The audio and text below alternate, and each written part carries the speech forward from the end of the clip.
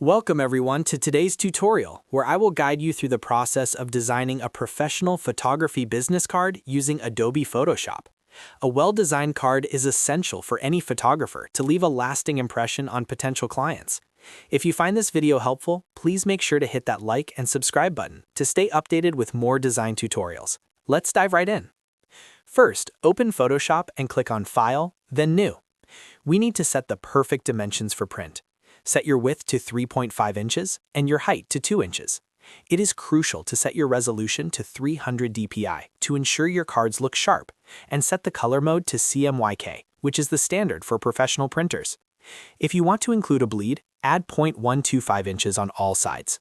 Once those settings are locked in, click Create. Now that you have your canvas, it is time to add a background. You can go with a solid brand color, a subtle gradient, or even import one of your best landscape or portrait shots by clicking File and then Place Embedded. If you use a photo, consider reducing the opacity so your text remains readable. Next, let's add your branding. Drag your logo or a sleek camera icon onto the canvas. Use the shortcut Ctrl+T to resize and position it. Keep it clean and centered to maintain a professional look. Moving on to your contact information, select the Type tool by pressing T.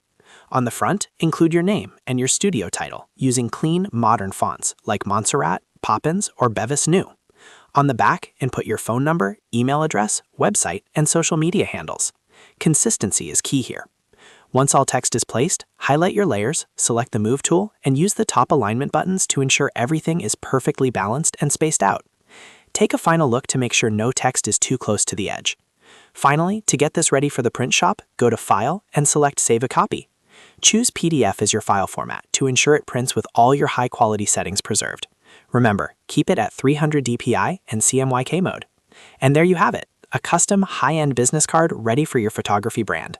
Don't forget to like and subscribe for more design tips. See you in the next one.